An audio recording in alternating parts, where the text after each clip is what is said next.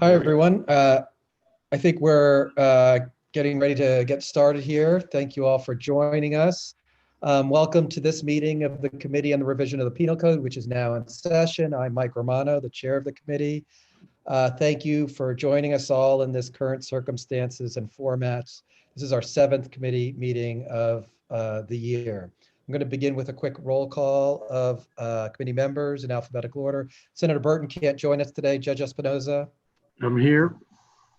Assemblymember Kamlager-Dove. Hi. Here.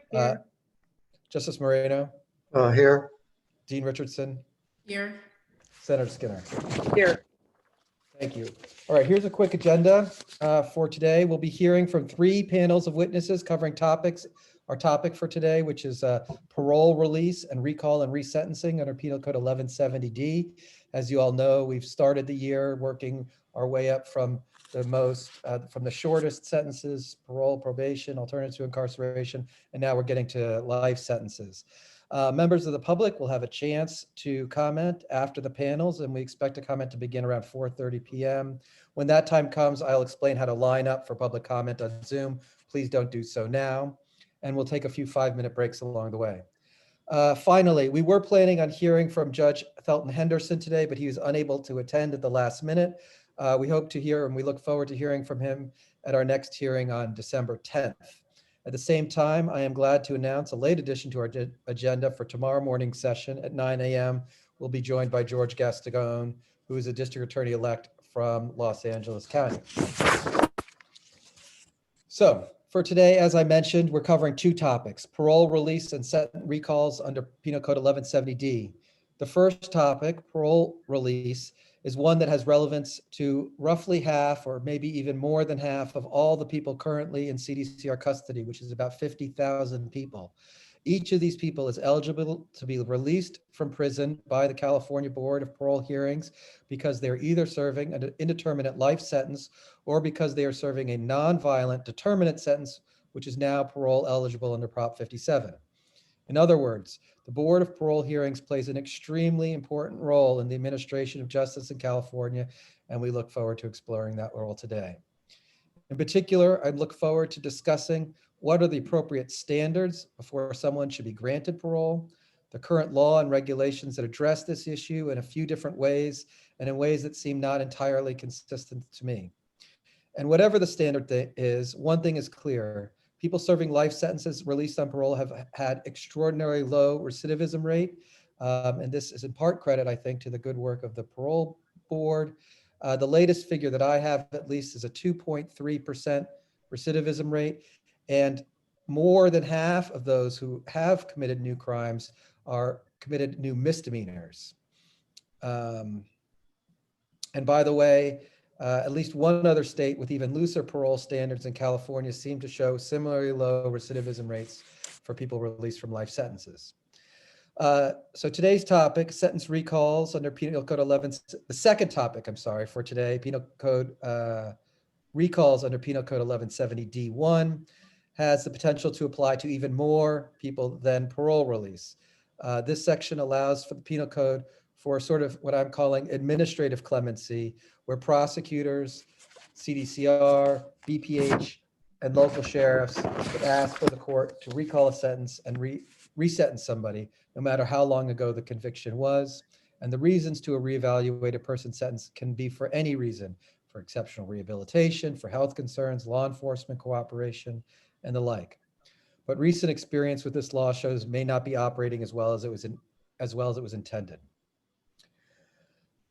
Despite this extensive review and evaluation process that CDCR has undergone to try to find people eligible for Penal Code 1170D sentence referrals, only 55 people of those who have been identified by CDCR have been resentenced.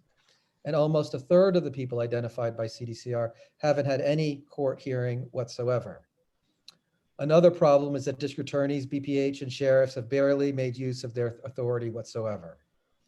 I expect that our discussion today will focus on very practical issues for how this law should work. Things like how to get appropriate data to the DAs and sheriffs, whether a court should hold a hearing in one of these cases, and how much weight a court should give to letters from law enforcement asking for resentencing consideration. Although these things may initially sound quite dry, they are of profound importance on how this law works. With that said, let's get to our panels. So as I mentioned, our first panel will be on the parole process, and I want to give my deepest thanks to each of the panelists who are with us today. Each panelist will have 5 minutes to make opening remarks, and we reserve the rest of the time for a Q&A and conversation with the committee. Panelists, please know that we have given your written submissions a great deal of thought. We have read them all. So in your opening remarks, please quickly hit the high points so we can move on to the conversation. I'd like to introduce you now. Our first panel, as I said, covers parole release, and we'll hear from lawyers for parole eligible people, as well as for the person who is in charge of the Board of Parole Hearings.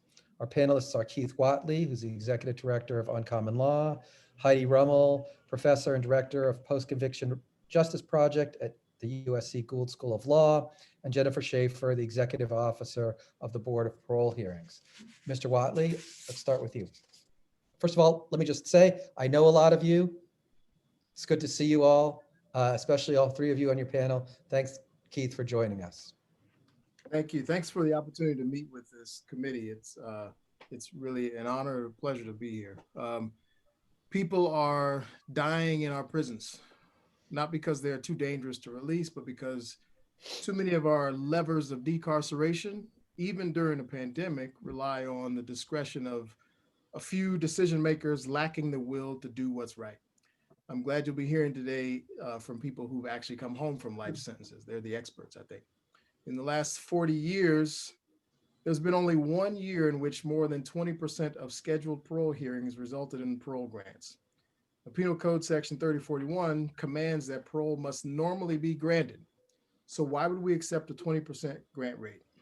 If complying with 3041 were the state's goal, we would have seen huge increases with youth parole hearings, elderly parole, and Prop 57. Instead, the rate remains at 20% or below. Parole commissioners use their subjective judgment on things like insight and remorse, and they rely on unproven confidential allegations. Senator Skinner's bill this year, SB 1064, would have addressed this, but the governor vetoed it. Executive Officer Schaefer's look toward the future on page 34 of her written submission completely omits any mention of increasing the parole grant rate. We should address this.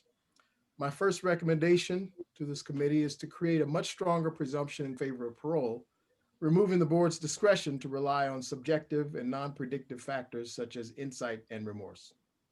We also have to tell the truth about the parole board as part of a fundamentally flawed system that, along with the CDCR, fails to normally release people. When policymakers don't understand the systemic nature of these problems, then we'll hear, for example, how proud they are that commissioners are more likely to grant parole when they complete a hearing, but conveniently ignoring that more than 40% of scheduled hearings aren't even completed. And that this is because the toxic environment in our prisons makes parole not a reality for so many people. There's a huge mismatch between the programmatic offerings in the prisons and the type of work the parole board is expecting people to complete. The prisons offer idleness and cruelty, which exacerbate previously existing negative patterns. When hearings come up, people either have too many disciplinary reports or too little participation in relevant programs to succeed. And too few programs address the underlying trauma that contributed to people coming to prison in the first place. Nowhere is this gap wider than among people in women's prisons, whose population grew 834% over the past 40 years. The overwhelming majority of people in women's prisons are survivors of violence and other abuse, yet services are largely unavailable to them. The lack of relevant programming also does a disservice to other survivors of crime who come to parole hearings decades later reporting the same levels of pain they had at the time of the crime. Trauma-informed programs can provide healing opportunities for people incarcerated, for the survivors of their crimes, and for the people who work in our prisons. So my second recommendation is to enlist the Surgeon General's help in assessing the prevalence of trauma among people in our prisons. And my third recommendation is to ensure that the CDCR's programmatic offerings are more responsive to what people actually need.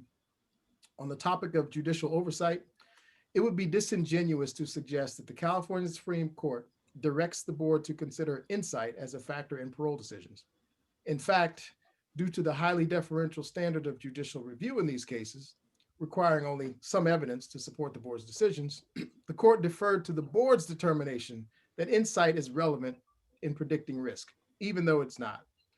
My first recommendation here about stronger presumption in favor of parole and prohibiting the use of insight would be best supported by a higher standard of judicial review. So the recommendation here, my fourth one, is to require clear and convincing evidence to support the board's decisions. Finally, we got to talk about race and systemic racism.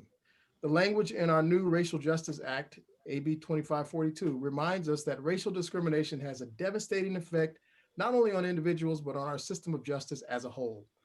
One empirical study found that a person's race helped predict the outcome of their parole hearing. That was 2 years ago. But in the 2 years since, not only has the board not conducted its own study to confirm or refute these findings, they've spent the whole 2 years preventing researchers from analyzing race data for a much more representative sample. Just this past July, a court order was required for the board to produce this data. Doesn't justice demand that we know how badly racial bias infects a process in which some 70% of people serving life sentences are Black and brown? So my fifth and final recommendation is that we include race data in publicly available information about parole hearing outcomes so we can start addressing this problem. So in conclusion, we need fundamental changes to enforce the mandate that parole should be the norm. If we're not talking about this, then why are we even talking? Thank you. That was bang on time. Thanks, Keith. Mr. Rummel?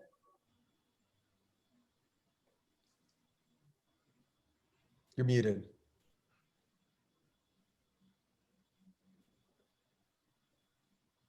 Can you? Heidi? This really important topic.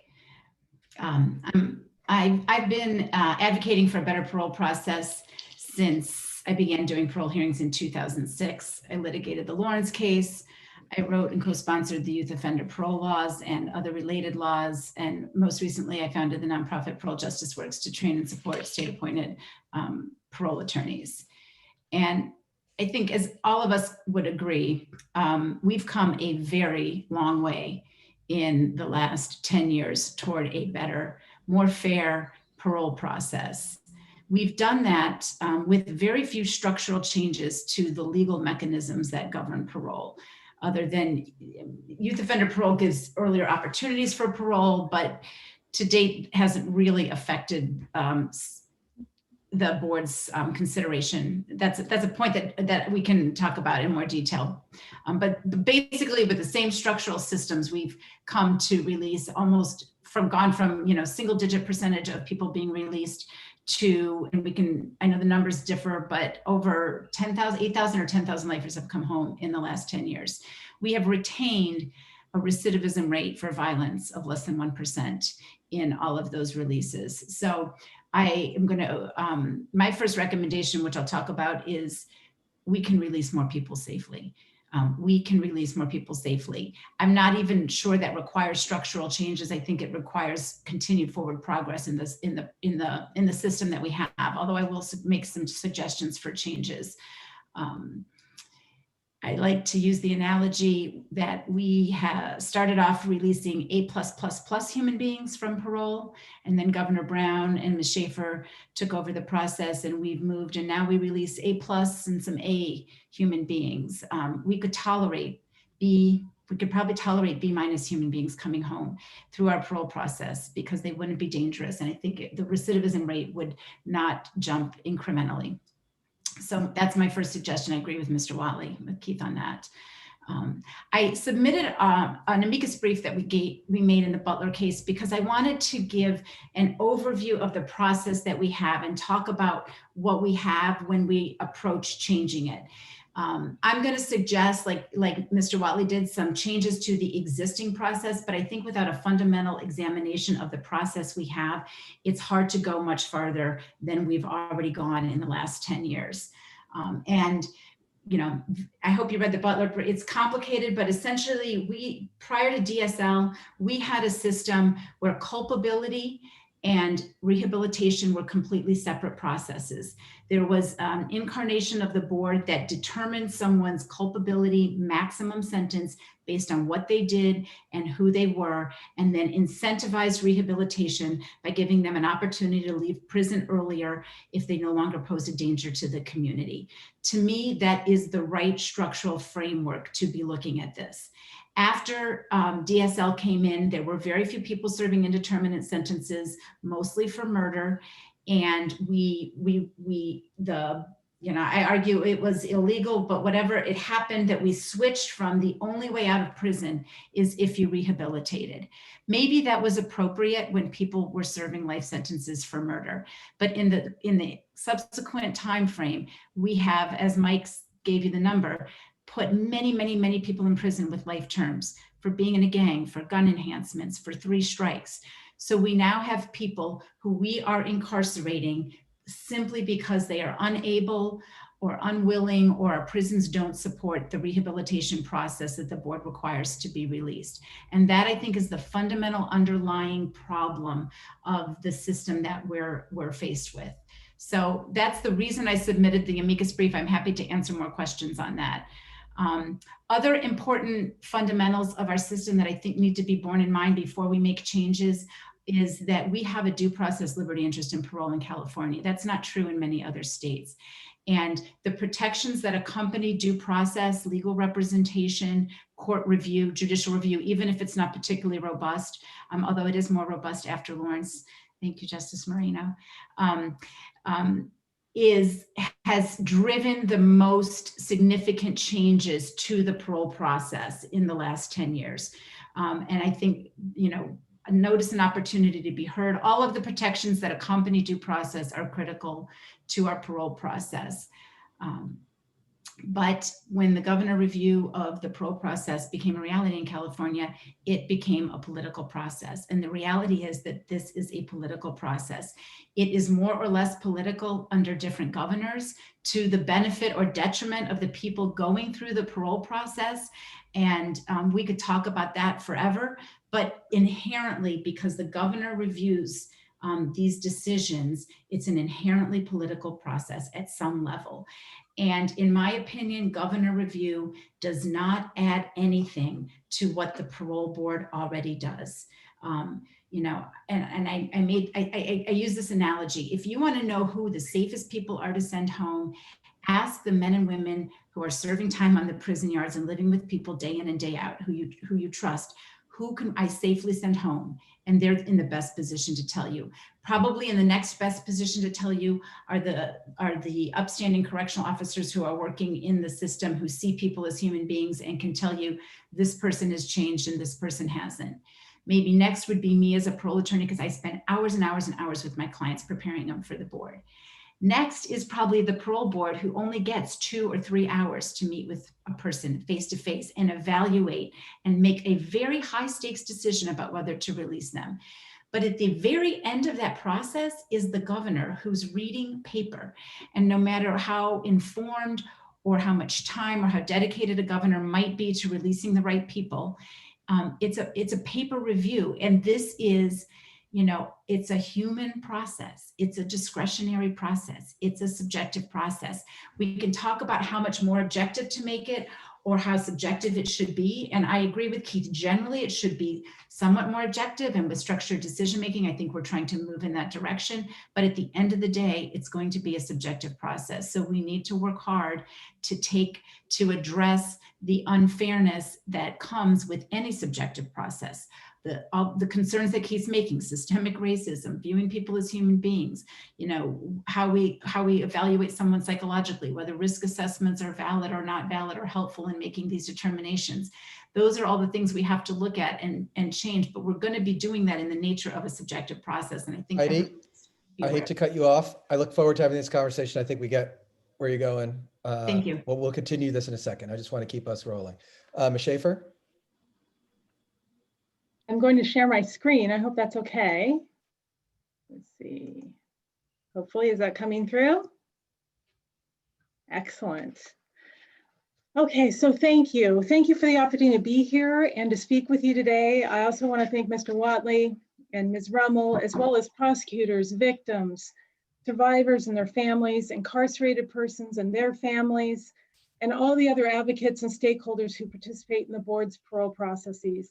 They challenge us daily, and we do better. I believe California has a better parole hearing process as a result of their efforts. I want to focus my comments today on two topics. One, the status of California's parole hearing process and the status of sentencing based on the thousands of cases the board reviews each year. For several years now, the board has worked with paroling authorities and criminologists throughout the United States and internationally through professional organizations dedicated to research and advancing evidence-based practices in parole decision-making. Organizations such as the Association of Paroling Authorities International, the National Institute of Corrections, the Council on State Governments, the Robina Institute, the Criminal Justice Decision-Making Laboratory at Carleton University, and the Stanford Criminal Justice Center, to name a few. In the past 10 years, we have learned a lot about static and dynamic risk assessment, desistance theory, adolescent brain development, implicit bias, the impact of trauma, gender responsivity, cognitive behavior-based interventions, and research-based approaches to parole decision-making that have significantly improved the board's discretionary parole processes. I can say with certainty that the state of California has one of the most, if not the most, robust parole hearing processes anywhere in the world. We have more due process protections, more judicial oversight, more evidence-based practices, and more professional training than any other jurisdiction, with a possible exception of the National Parole Board of Canada. This exceedingly robust process has enabled us in the past 10 years to safely return over 8,000 persons who were previously serving life terms to our communities, the majority of whom were sentenced to murder or manslaughter. As was previously noted, less than 1% of these persons have been convicted of another crime involving harm to another person within 3 years of their release, and less than 15% violate the terms of their parole within 3 years of release. The increase in grant rates for hearings has occurred despite significant increases in the number of persons coming to the board for the first time, and with other hearing outcomes such as waivers, stipulations, and postponements remaining relatively stable over the same time period. For example, 44% of the board's grants in 2019 were issued at an initial hearing, as compared to just 5% in 2014. 59% of scheduled hearings are initial hearings thus far this year, as compared to 16% in 2014. I believe what California is doing is unprecedented in the modern history of discretional parole in this country. And the persons who have been released are not just surviving, they're thriving. And many are actively giving back to our communities in ways that are improving public safety and preventing future victims. This slide shows how these changes have begun to turn the tide on the state's population of inmates serving life with the possibility of parole. 2017 was the first time in 34 years that more persons sentenced to life with the possibility of parole were released from state prison than were admitted to state prison in California. And that trend continues today. Due to recent changes in the law, including youth offender hearings, elderly parole hearings, and hearings for nonviolent third strikers under Proposition 57, more inmates are eligible for a parole hearing, and those hearings are occurring earlier in their incarceration. For example, there are now over 41,000 determinately and indeterminately sentenced persons who are eligible for a parole hearing, which is almost 8,000 more long-term persons who are eligible for a parole hearing today who would not have been eligible for one in 2013. In addition, more than 38,000 or 93% of people who are now eligible for a parole hearing have either already had a parole hearing or will have one in the next 20 years. Now I want to turn to the status of sentencing from the board's perspective based on thousands of cases we review every year. The disparity in sentencing the board sees on a daily basis is significant, both in terms of the length of sentences imposed and the underlying severity of crimes committed. I believe this chart depicts the general understanding of the hierarchy of felony sentences in California, I think it is common for people to believe that the hierarchy of sentences directly correlates with the severity of the underlying crimes committed. In general, that may be true, but we see murderers who have an opportunity for parole after 25 years, and people whose crimes did not result in the death of a person, resulting in determinate sentences that extend well beyond a person's natural life. We also see sentences of life with the possibility of parole being imposed in such a way that the person would have to serve 100 years or more before they're eligible for parole consideration. And yet, presumably, their crimes were not severe enough to warrant imposition of a sentence of life without the possibility of parole. This slide shows that of nearly 34,000 persons currently serving a term of life with the possibility of parole, more than 6,000 would need to serve another 40 years from today, in addition to any time they've already served, before they would be eligible for parole based on the sentence imposed by the court. Another 15,000 would need to serve 100 to 600 years, and more than 200 would need to serve more than 600 years before they would be eligible for their parole hearing. There is similar data for persons who have been sentenced to determinate terms that far exceed a natural lifespan, although the numbers are smaller. These are the persons who are now eligible for parole under the changes in the law previously discussed. The board also reviews sentences of life without the possibility of parole as part of the state's clemency process. We find some of the crimes are indistinguishable or sometimes involve less culpability than persons sentenced to life with the possibility of parole. One factor that undoubtedly contributes to the disparity we see is the fact that the overwhelming majority of convictions are the result of plea agreements.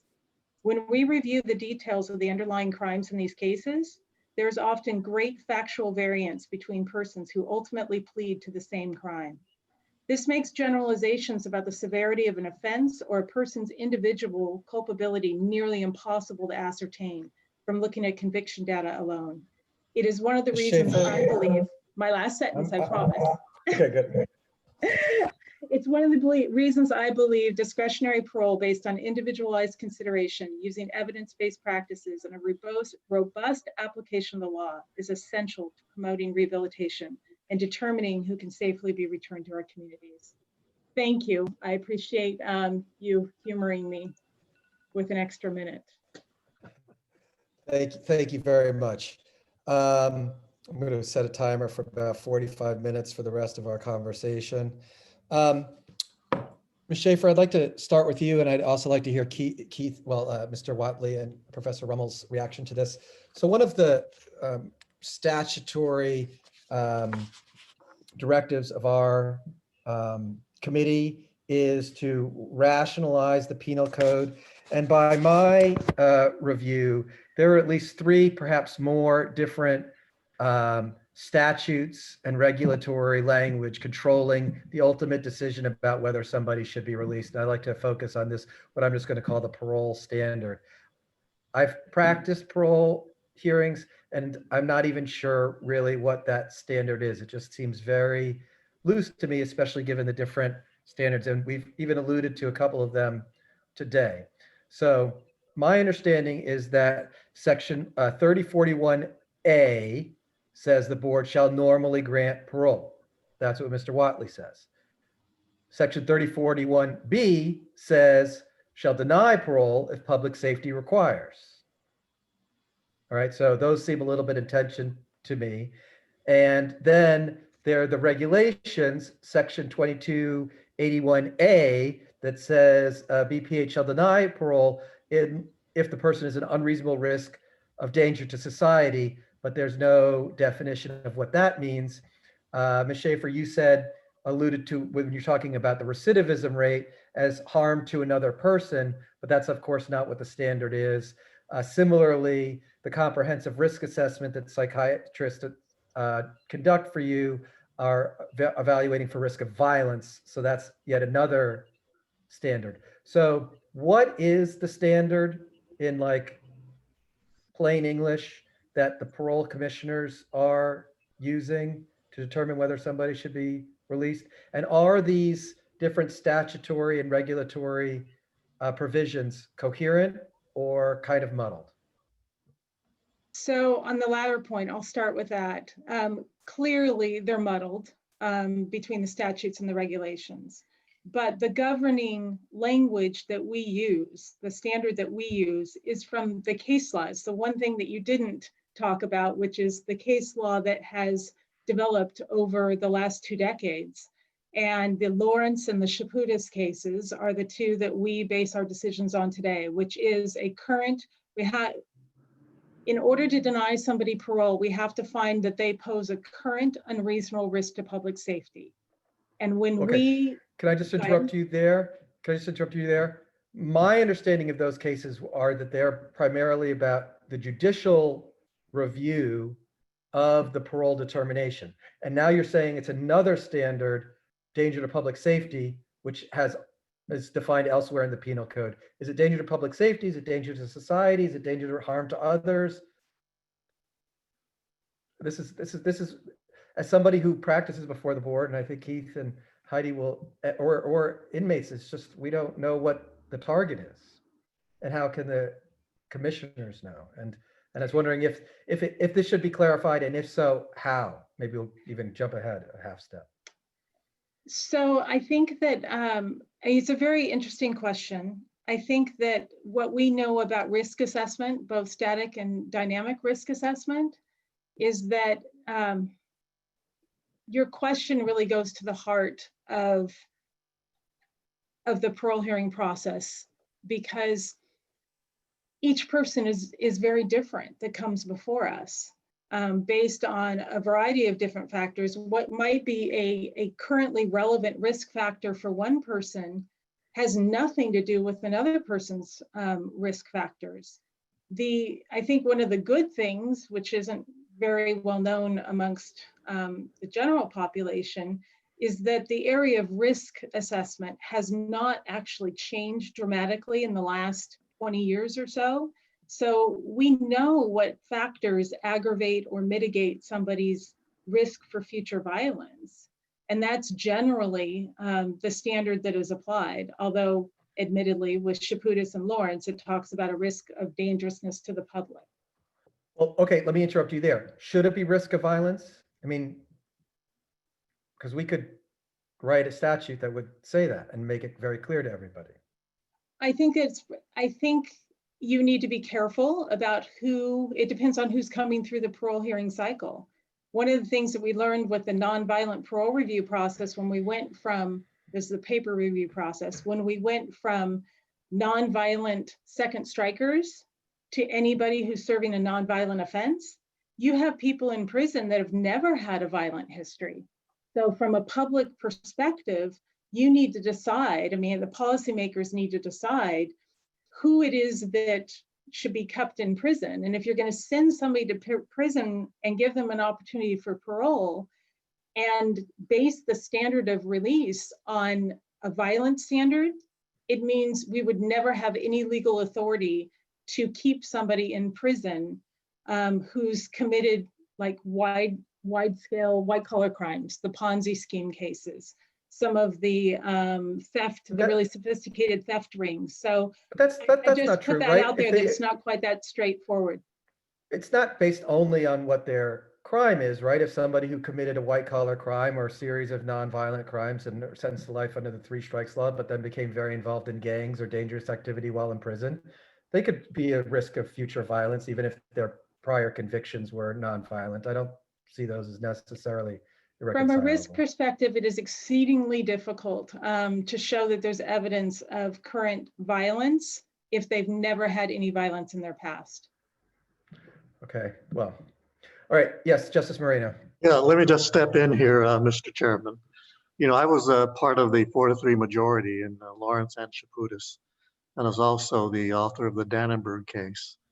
And one of the things that I think motivated me a great deal in those cases was one of the regulations, one of the regulatory factors, and that was circumstances of the offense. And you see some pretty heinous circumstances of the offense that never change, even after 10, even 20 years. So I applaud the Lawrence and Chaputis case for looking at current dangerousness. But I just wondered to what extent, and I know this is a political calculation, since the circumstances of the offense never change, those are always highlighted by governors who reject or reverse the favorable parole decision.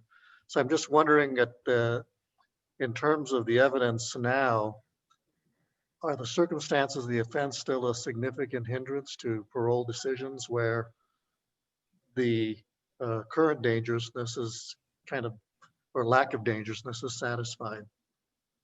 So if I may answer that, the training that we do and how we structure our parole hearings today,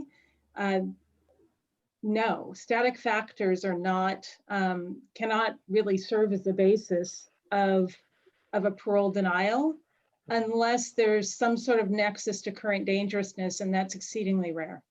Right. How about insight and remorse? That was mentioned earlier. Many times the inmate, just can't come to admit that he did anything wrong. And that also seems to be a factor against granting parole.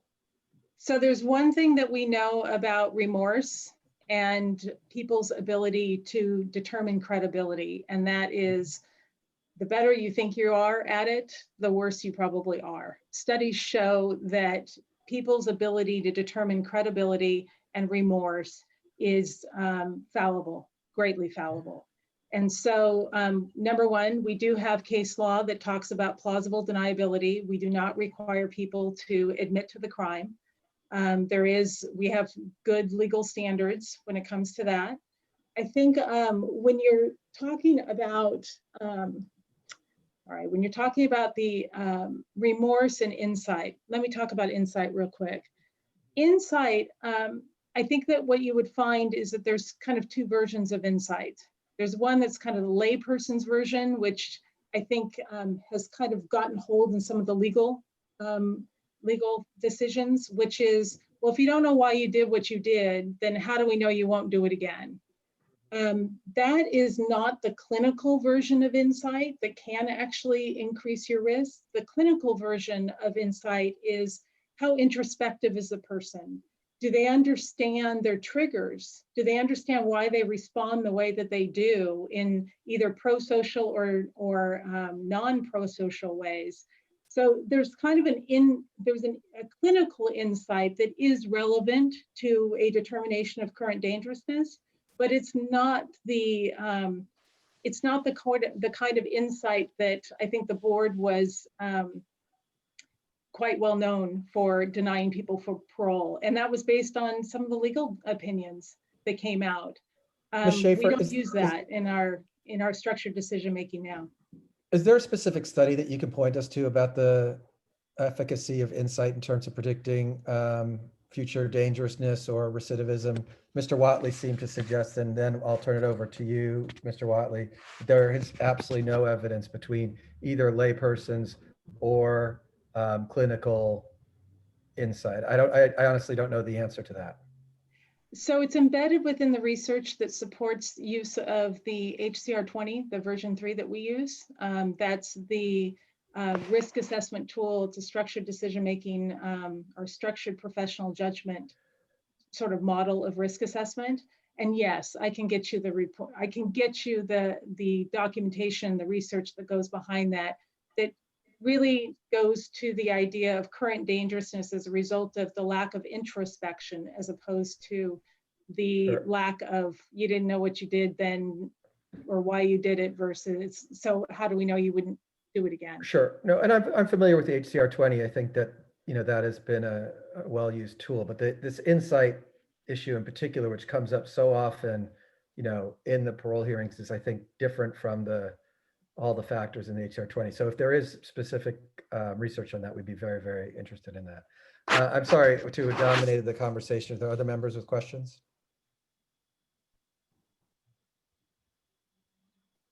Assemblymember Kamlager, and then Dean Richardson, and then Senator Skinner.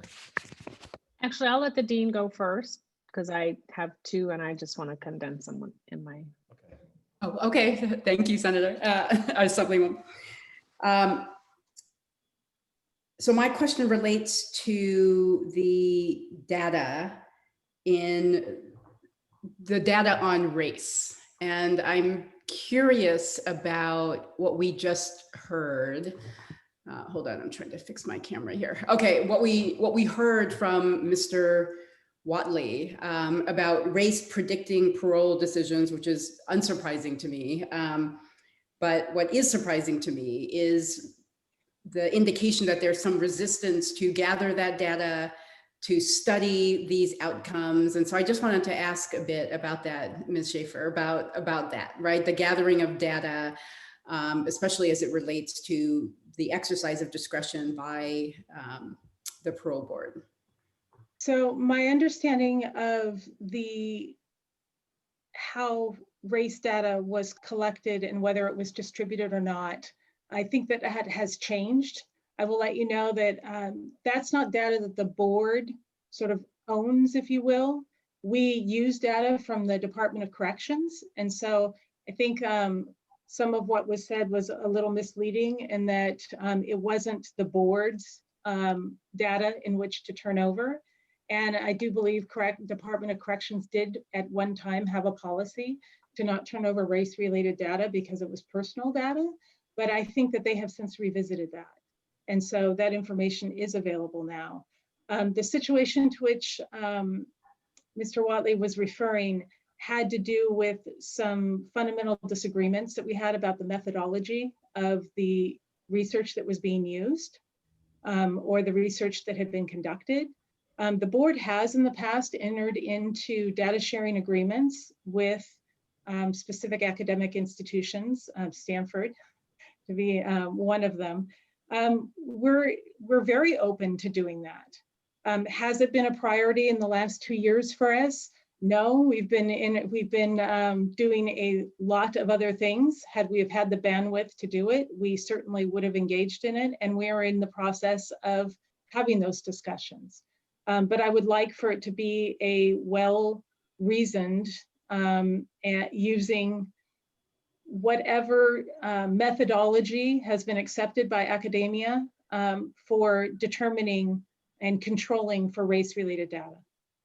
So if we were to recommend something, like recommend that data be made available to universities who are doing, and to researchers who want to study disparities, that I would be shocked if they didn't exist, since we know that these, and you should be shocked if they didn't exist, given that you said that you've done trainings in implicit bias and all of those things, right? And what Chair Romano was talking about with his first question is that there are no real standards. And we know that when there are no real standards and when everything is left up to the decision maker, our unconscious and conscious biases will impact the decision, period. So you should know that, since I'm sure you know that because you talked about the implicit bias training that had been involved so with the board. So I'm assuming then that you would be in support of some sort of language, some sort of proposal that we might make about sharing data on outcomes that include information about race and gender identity, so that these things could be studied, so that we don't have to fight for the data each time. Would that be something that?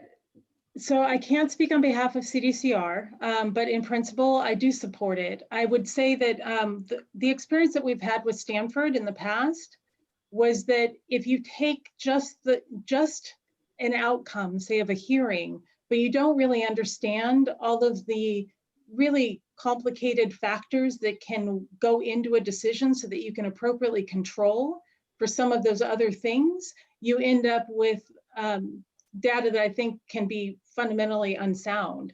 So we very much support research. We very much appreciate collaborating with academics. It would be great to have a partner who's willing to really understand the parole hearing process and the other data that they're looking at, so as to make sure that the information that they're analyzing, they understand it in a way so that they're controlling for things that should be controlled for. That would be my request. Yep, that makes complete sense. And I think what would likely happen is that the researchers at the institutions to have their like Stanford or the University of California system, I mean, the researchers know that they do have to control for these factors. So if they were given the data, and we've heard from some amazing researchers in these hearings, they will ensure to the best of their ability that they take into account all of the confounding factors that might exist, because otherwise their study itself is meaningless. So I understand exactly where you're coming from. So I appreciate you sharing your thoughts. That's been our experience with the University of California at Irvine, as well as the Stanford. And I think Riken Grate, I think he came and spoke to you. We've had great experience with him over the years. So yes, the answer is yes, we do. We very much support it. We just need a good partner to work with. It would be great. And we look forward to working with you too. We're going to be conducting our own data analysis, so we would really appreciate your support on that too. I think Assemblymember Kamlager, Dove. Yes, okay, thank you. I had to transcribe. So thank you for the presentation. Do candidates for parole fare better in front of the parole board when they have higher quality legal representation? So we've had mixed results on that, and I'll tell you why. We have people who are, what we've realized is that the actual legal representation, as most people would understand it for an administrative procedure, is the purpose is to protect their rights during that procedural setting, right? So you show up for the hearing, you talk to your client, you make sure that their rights are not violated during that procedural process. Were their rights met leading up to it, during it, after it? What we have found, and what the legislature made as a policy determination, I believe 2 years ago, was that there is great benefit to having attorneys work with their clients in advance of their hearings. So not necessarily legal representation, but assisting them in more specifically in preparing them for the hearing, talking to them about what their parole plans are, what programming they've taken, and giving them advice in preparing for the hearing. So I believe, we're hoping that through the work of Ms. Rummel and others who are now training the attorneys on advocacy and the law governing parole hearings, that we will see an improvement in not only advocacy, but the outcomes of those hearings. Mm-hmm. So the second question sort of goes back to the discussion we were having around introspection or lack of introspection and remorse. And maybe you can just talk a little bit more about that, because I am also hearing you say that they fare better when they've been prepared or when they have this kind of assistance. But, you know, and we've seen studies across the board, across a number of different sectors, there, regardless of what clinical data suggests about what introspection or lack of introspection looks like, there are cultural, there are gender, there are ethnic misunderstandings that just are there. And how does that jive with your clinical sort of parameters around what remorse or introspection can look like? I mean, I don't know that anyone could exactly tell me whether or not they know if I'm feeling remorse or if I have remorse for something that I've done. So I just sort of, it almost sounds like you're saying it's people fare better when they have legal representation to help them prep for this test, which is this hearing, and how to sort of manage the folks on the board. But that should not be how you decide someone's fate in life. No, and so again, I wish it were a more simplistic system, but I don't think it can be, given the great variance of crimes that come before us and the great variance in the people who commit those crimes and the impact and how they've changed and matured.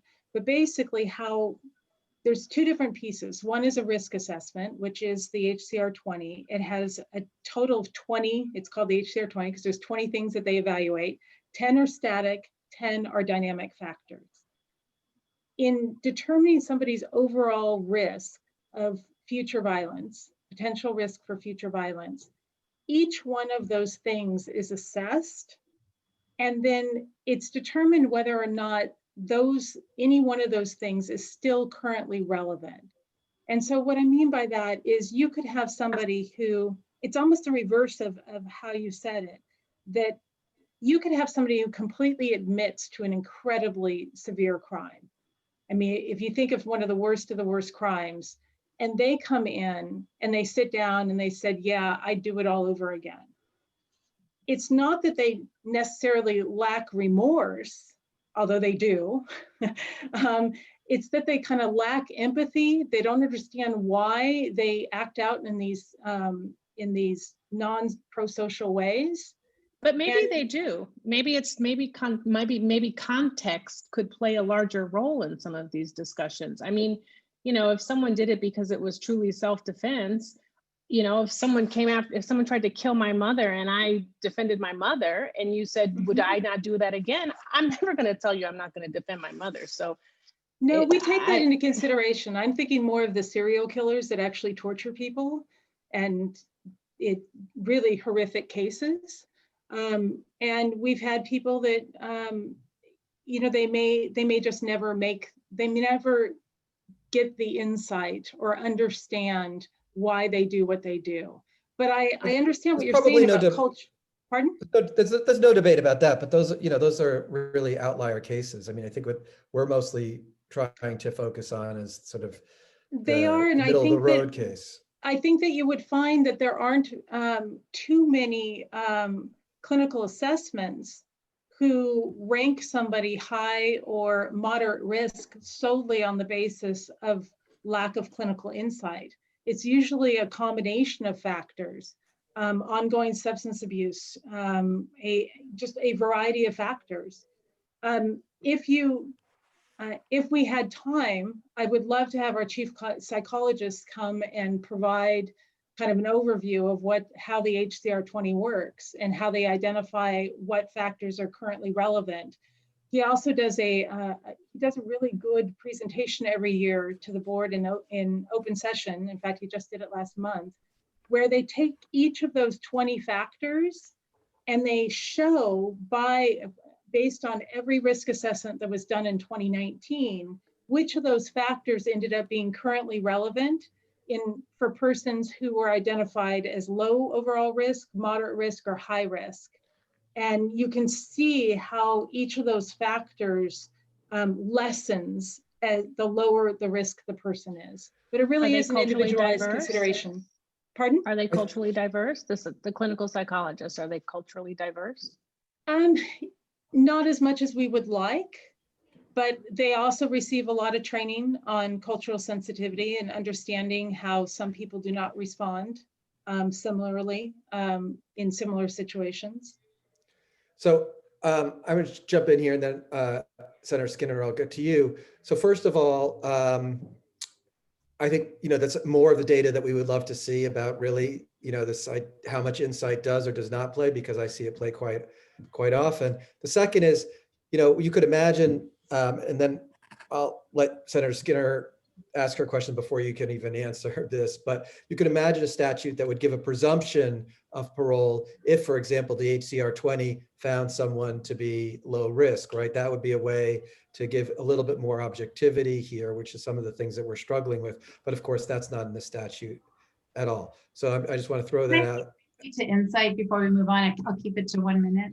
Yes, of course. And, I thought that your quote in the New York Times about this was especially on point. So maybe you want to remind us. I don't remember what I said to the New York Times, but I will say that in the 10 years since Chaput's came out, and that was a case where insight was fundamentally lacking in every way that would concern you about someone's recidivism.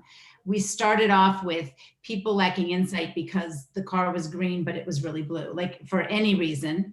And we moved to a place where I think, following up on Senator Calger's comment, it is placed in context much more often. I have many clients who, because of intellectual disabilities, which is an important component to insight, clients who just can't, abstract reasoning, which very much limits introspection and ability to articulate that. We have moved to a place where it is placed in the context of other objective factors of conduct in prison.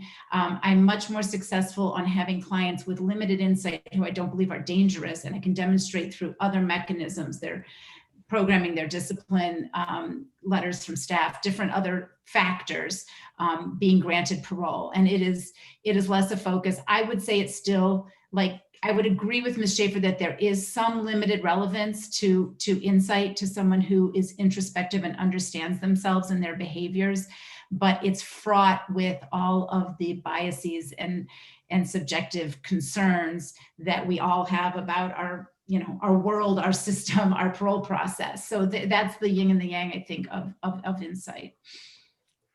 Thank you. Senator Skinner? Thanks, Chair. So I really want to hear from our other, before we run out of time, so I don't want to ask too many questions, but I will have more after. But one, just a couple of things that, and I imagine, Ms. Schaefer, you didn't necessarily intend to use examples that were of a pretty low portion of our incarcerated individuals. But for example, serial killers, if we understood them at the point of sentencing to be serial killers, I don't think they even come before the parole board. So it just seemed like a rather not the greatest example to use. And then on the white collar criminals, in terms of our total population of incarcerated individuals, that's a pretty small percent also. Now, certainly there's a large percent that are nonviolent crime, whether it's burglary, robbery, that kind of thing. So your comment about if we used violence, if we changed the statute to using the term violence versus just public safety risk, then yeah, there are some things we'd have to weigh.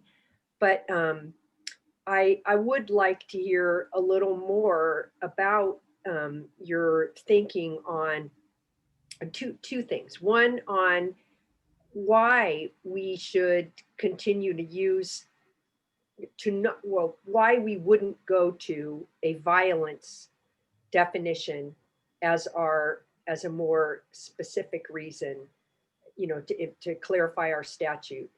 And then secondarily, whether in these factors of how determination of risk, it seems like obviously the person's behavior while they're incarcerated is something that is factored by the parole board. But we know that just in the same way that some of the questions are being raised about either risk assessments or insight or all those being subjective, the CDCR staff themselves, just by nature of being human, their very assessment or interactions with the incarcerated individuals and their decision to write someone up, for example, is relatively subjective also. And so I guess I just want some more of your thinking on, first on the why we would not want to go to a violence, and secondarily, how we are addressing to try to minimize these subjective aspects. So with respect to the violence standard, I don't think that's very far from where we are today. I don't practice law in this area. I would want to know more about what kind of impact that would have on the very long precedent line of cases that we have. That would be my one concern, is that right now the precedential law that we have has been developed over many years based on the statutes that we currently have.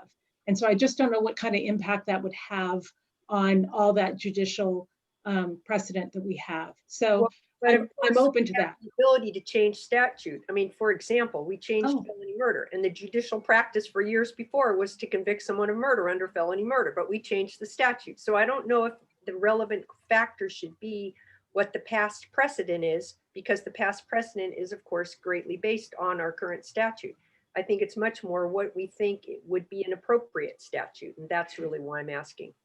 I think my biggest concern, and let me put that in context, is that I think Lawrence and Chaputis dramatically changed the trajectory of the board, and I would not want to do something to undo that inadvertently.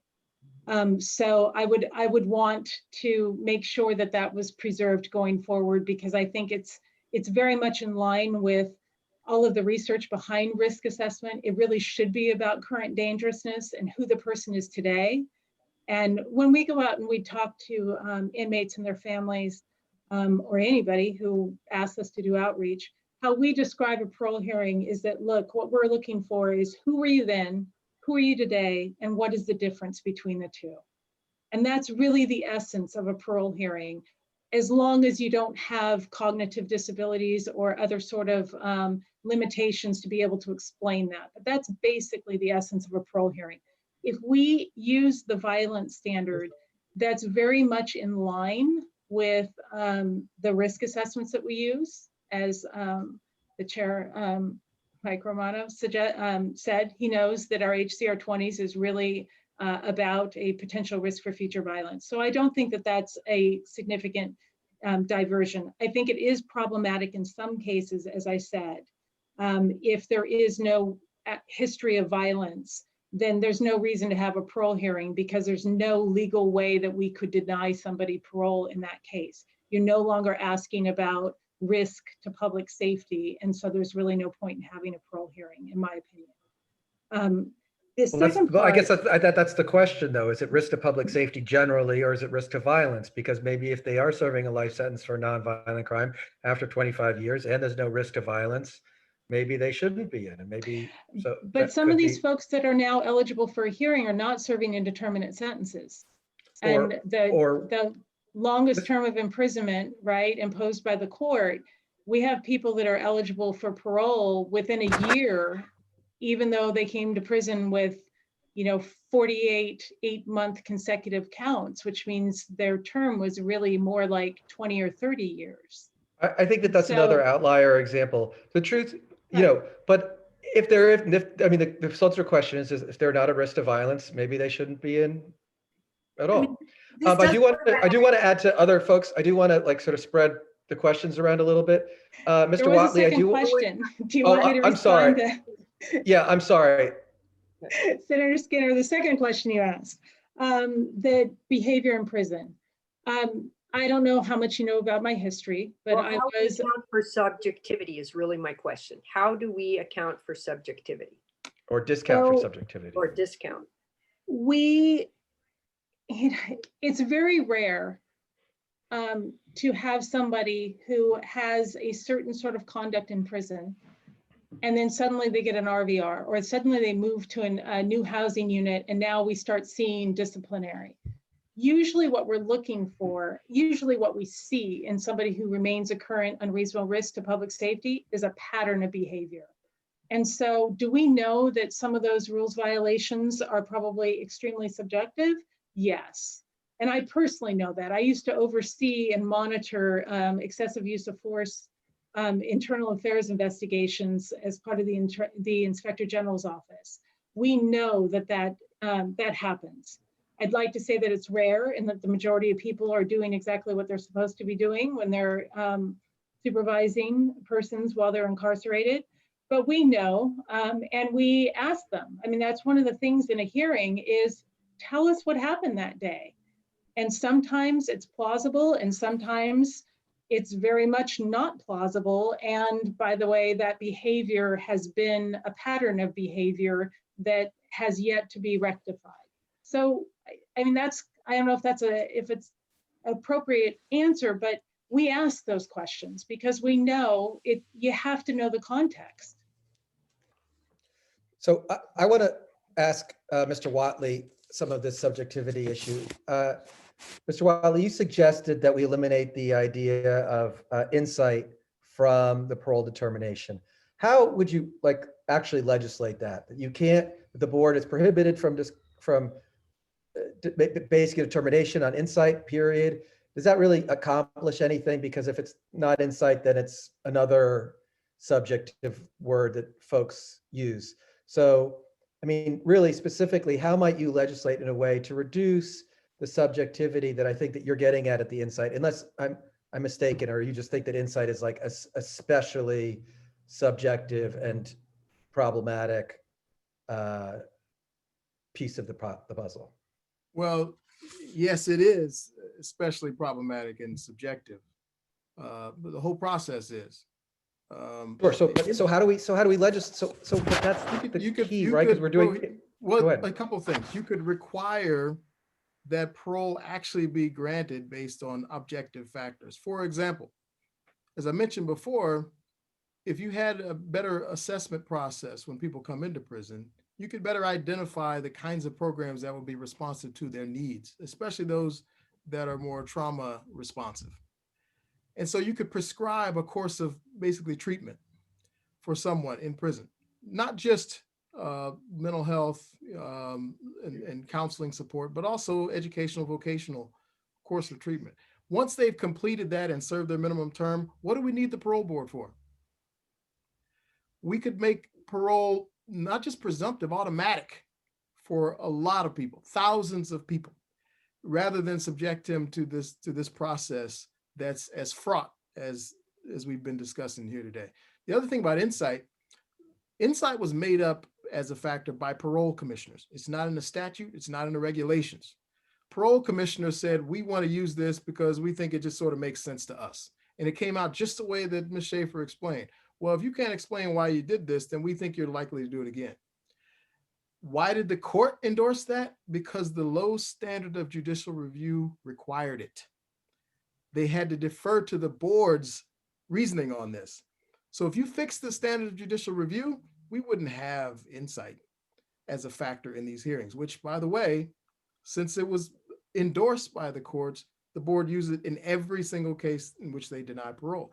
But the other thing about insight is, just to be clear here, that insight has never been shown to be predictive of future behavior, especially violence, in a population like California's lifers. I had litigated a whole class action about this. Never did the board produce any report, any research proving insight was predictive among California's lifers, because it doesn't exist. Well, we're very interested in, like we're they should getting, do that. we're going to get some of that data from Ms. Schaefer, what she just said. And I understand what you're saying about the appropriate programming for people. And you and I have spoken about this. And, once somebody comes in, let's diagnose them, let's see what they need to do. And if they complete those programs and check those boxes, then they should automatically get out. I appreciate that is, makes a lot of sense. But in terms of trying to deal, the fruits of that would be, 10, 20 years down the line. In terms of trying to improve the standard today and eliminating insight or just maybe subjectivity more generally, is there a way that you think that we could legislate that particular piece based on the standard? Well, you could specifically ban reliance on insight remorse. You could more generally ban factors that are not proven to correlate to elevated risk. You'd get the same thing because they're not. Right. Wouldn't it switch over to something else like, criminal thinking? If we just ban certain words, I mean, this is exactly why this process is a mess, because you have a board whose commissioners, for whatever reason, always find a way to deny parole. And why in this hour-long conversation have we not talked about the fact that there's been no effort to increase the rate of parole grants? We're talking about a long, detailed process that has, for the last 40 years, not produced more than 20% of the people of the parole hearings resulting in parole grants. Why is that not the topic? Why is that not the focus of whatever changes we're going to make in this process? Because if we're not doing that, what are we doing? We're finding other ways to rearrange the deck chairs here. With respect, I disagree to some degree. I think that part of the idea of removing the subjectivity is to increase the grant rate. I think part of the conversation also to right, but that's my suggestion. Well, okay, so that's great. I'm trying to ask how to legislate it in a practical way that makes sense, that will actually make the results that we want, not just using another term for the same problem. Yes. Can I, Ms. Rummel, maybe, and you're over here on my screen, so I'm going to point over to you. If you were given a magic wand to increase the parole grant rate, and then I'm going to go back to you, Ms. Schaefer, with the same question, without substantially increasing recidivism, especially violent recidivism, what might you do? Within the How would you do it? parameters that you've given to Mr. Watley, I would suggest, Within the parameters of writing statutes, yeah. Okay. Within the parameter of writing statutes, which takes governor review off the table because that was a ballot initiative. Well, also how much, but governor review is not a lot of cases, right? It's all cases where there's a parole grant. Some it can be referred back, but because. Right, but I'm just saying, you're saying the governor review creates a dynamic. It's not that he actually or she would eliminate. Okay, I'm sorry, I misunderstood. We've been fortunate to have better governors in the last last 10 years than we've had in a very long time, but it's still a very politically driven process. But within the parameters you described, I really like the violence standard, the reference, a more specific definition of unreasonable risk of current danger. That's what I'm always arguing in my hearings. And I think they do mostly do that. And I think without reference to the crime, the current statute references it to the crime, which I think is part of the reason the language of Lawrence is a little bit convoluted. They kind of had to twist around to get to the current dangerous standard and require everything to be looked at in context, because the public safety exception currently in our statute is in reference to the crime. And again, a lot of this discussion today stems from the nonviolent parole issue that Ms. Schaefer raised, stems from the fact that we have overlapped culpability and term of punishment with ability to rehabilitate. There are many people in our system who have served enough time for the crimes they've committed and should just be released. Nonviolent offenders, that's a bigger, broader sentencing issue, but since I'm talking to the Committee on the Revision of Sentencing, I'm going to say it. We have now linked parole, which is a good process for very serious offenses and dangerous people, in my opinion. But we've put that on top of people who've just served way too much time for the offense they've committed, and we're saying to them, "Oh, we think you might do that again." It doesn't, you did a burglary 25 years ago where no one got hurt, but you were in a gang or you had a gun, and we think you might do that again. Well, they might, but they've served 25 years for a burglary where no one got hurt. So as long as we're conflating, in my opinion, culpability with the ability to rehabilitate, we're going to run into all of the problems that we've been talking about today. But that is the way our system is structured, and it was a corruption, I think, of moving from a very small subset of people who got ISL sentences to a lot of sentencing enhancements that gave so many people ISL type sentences that's where we're going to keep getting stuck. So, but I think a smaller solution is referencing current dangerousness to violence, risk of violence, and dissociating it, or disentangling it from the crime, because by the time people become eligible for a parole hearing, they have served enough time for the crime they've committed. That's a legislative determination. If you've committed this crime, you're eligible for parole at this point in time. You've served enough time for the crime you've committed. We're not going to continue to punish you for the crime. Now we're going to release you when you aren't a danger anymore. And we have legislative determinations, whether you were young, whether it's because of the crime you committed, about how much time is enough for the crime. So we've reached almost 45 minutes, and I want to make sure that other members have a question. Ms. Schaefer, if I could ask you just quickly, this is a difficult question, along the lines of what Mr. Watley was saying. If somebody said to you, you have to increase the parole grant rate by X%, how might you do that safely? What would be the most helpful legislation to do that?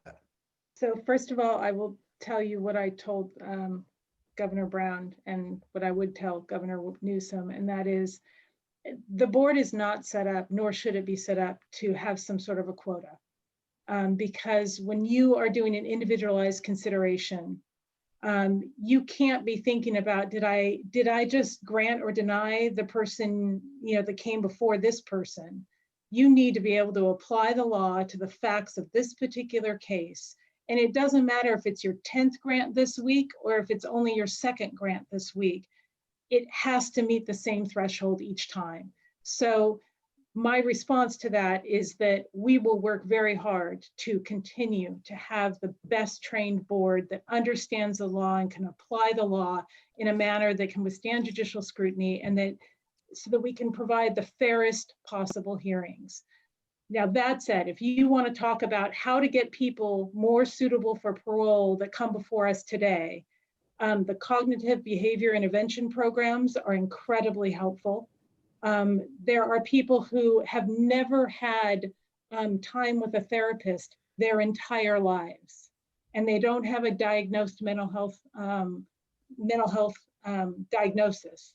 So I think that there are people that would benefit greatly from just what you and I would have as normal therapy to go and better understand ourselves and how we interact with the world. So I think that that would help. I think that I want to give you I want to kind of come back with a conundrum of sorts. When the board was looking at changing when we sit down and do a consultation with every long-term offender, it used to be the 3rd year of their life term. Well, when you're serving a 50 to life term and we're sitting down with you after 3 years to say, let's talk about how you can become suitable in 47 years, it became a little irrelevant.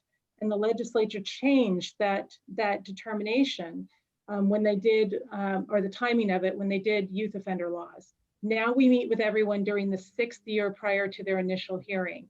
When we went around and we talked to inmates and folks, people currently incarcerated, as well as people who successfully are doing well on the outside after having received a grant, without telling them what other groups had said, uniformly they said, if you had told me, you could have told me anything in the first 10 years of my incarceration, I wasn't listening. I wouldn't have listened. And so to me, the conundrum, the ultimate question is, how do you get people who are in that state of mind willing and or just wanting to change and to participate in those cognitive behavior programs? That to me is the crux of a lot of parole suitability issues. That makes some sense to me. And actually, Ms. Rummel and I had a long conversation about this a couple months ago. Do any other members have questions before we wrap it up here? Yes, Senator Skinner. No, I'm not on mute. Okay. I want to drop this notion of quota for a minute, because that's where you jumped.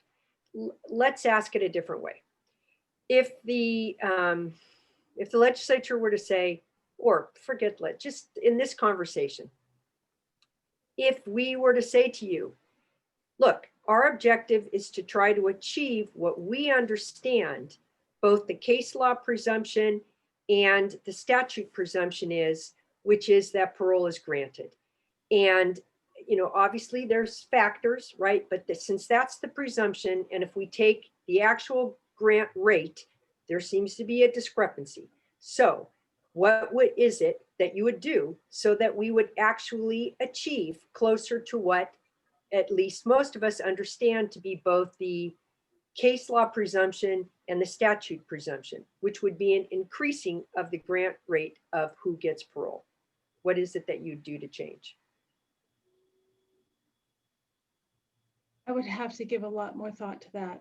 And my concern is that if you move away from a standard of current dangerousness by creating presumptions or trying to come up with some sort of objective measure of rehabilitation, you move away from the current situation where you have very high stakes decisions and you have a parole board that is trying its best to use evidence-based practices and research and all relevant and reliable information.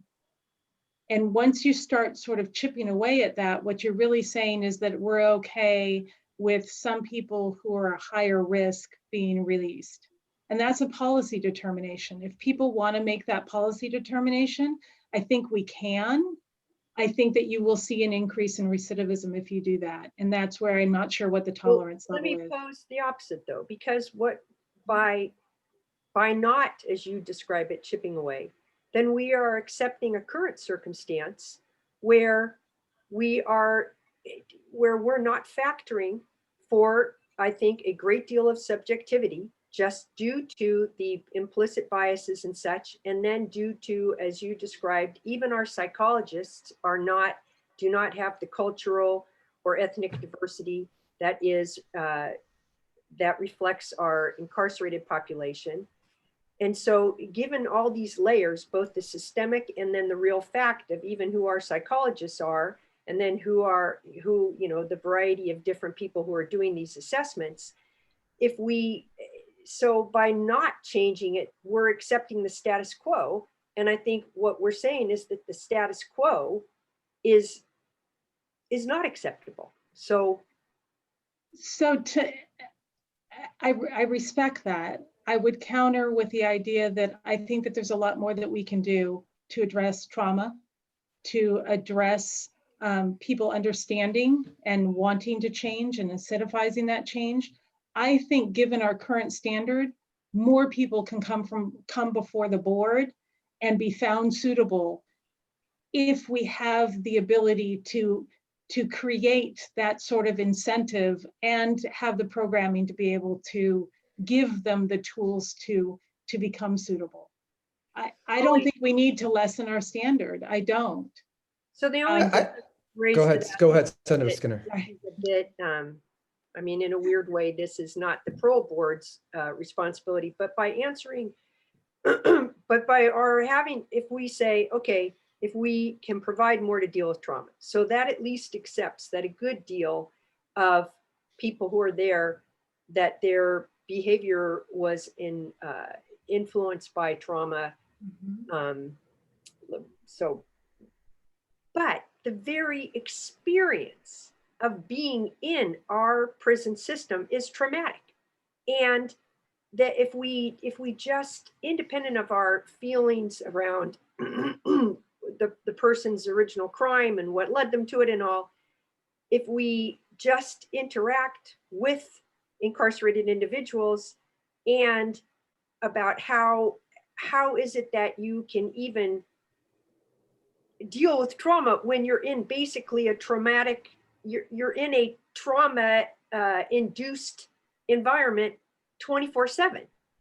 And so I guess, like, if we take those people who went on the prison tours, like to Norway and such, they can see how trauma-based care in that type of setting can make a real difference. It's hard to see, even though I know we have examples where it has worked, but it is hard to see how trauma-based care can work in a traumatic environment. So I know we're running out of time. I could see Mike getting very concerned up there. Listen, I could talk to you guys for all day long, and I do have one last question. So if you could briefly answer Senator Skinner's question, and this is like I say to all of our panels, this is really the beginning of a conversation that we and staff and others will reach out to you as we develop our proposals. Like, this is not the end of the conversation. But anyway, if you could answer the question briefly. Yes, so I do not disagree. I mean, we know that being in prison is traumatic.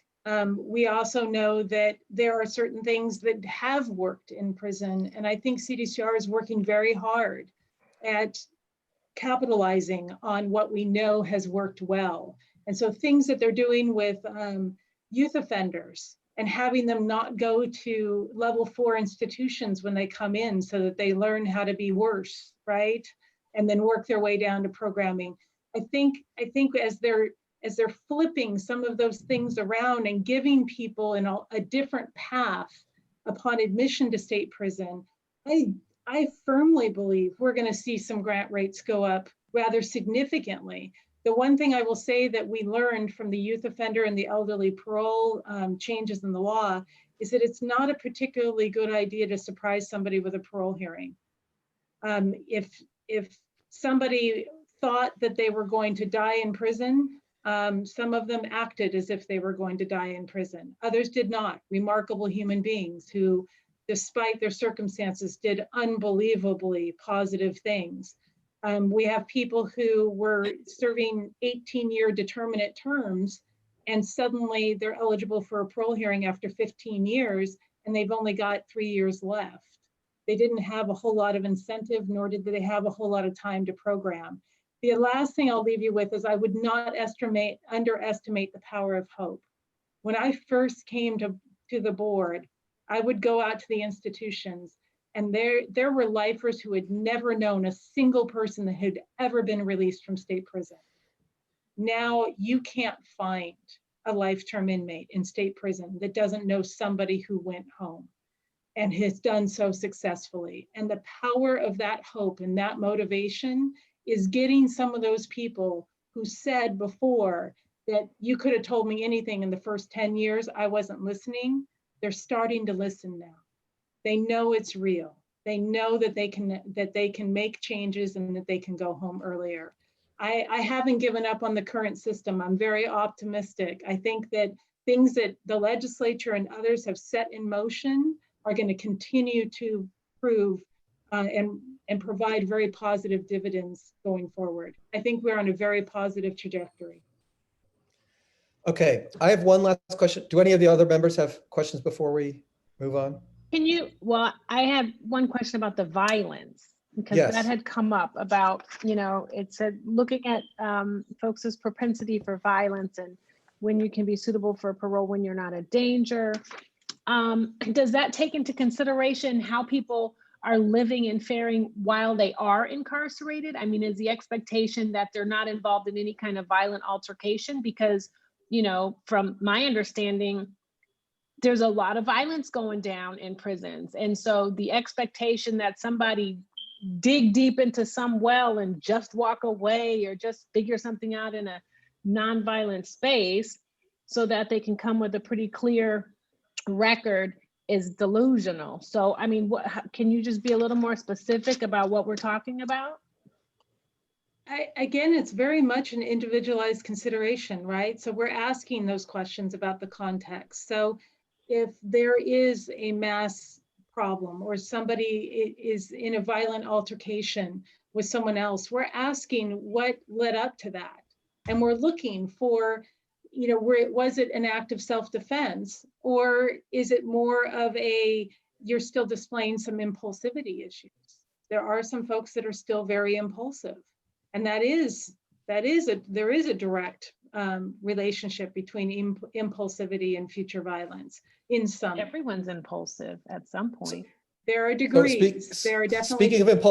Speaking of impulsivity and impatience, I'm going to just jump in real quick and say, it seems to me, my understanding, and please correct me if I'm wrong, that the HCR 20 or other risk tools or actuarials or however you want to describe them are designed to address many of the issues that we're specifically focusing on today, to try it as best as possible to eliminate subjectivity and to focus on violence, right? By using these 20 different factors. I was wondering, and I just very quickly from each one, starting with Mr. Watley, then Ms. Rummel, and then Ms. Schaefer, and that's just because the way you line up on my screen. Could you imagine a statutory presumption, for example, that said if you scored low risk on HCR 20 or equivalent risk actuarial, that would be an improvement over the current system to address some of the subjectivity and target violence? Or is that not a good idea? Keith? Well, quickly, I would say it might be an improvement in some cases and it'd be a disaster in others. Because even the risk assessment tools that are routinely used have never been proven to be valid predictors of future behavior among a population like California's lifers, ever.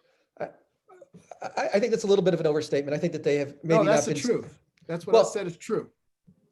They've been perhaps never exclusively to California, but they have been used widely. And what I said is, when you look at the words I used are very particular to California's lifer population. These tools that have been used for many years have never been proven to be valid predictors of future behavior in this population, period. Okay. Ms. Rummel?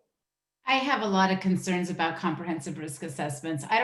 Fundamentally, I don't have a problem. I think if someone is able to get a low risk, they're almost never going to be any kind of risk. So I don't have a fundamental problem with the presumption, but it leaves a lot of people behind. And CRAs and HCR is much more subjective than you would think. I think it's subjective. I think it's subjective. Is it significantly less subjective, or is it just as subjective? I mean, I know they're designed to be more objective. I just don't, I have I mean, the CRA is not just the HCR 20. You can have different. I'm talking about the HCR 20. I know or differently by different people.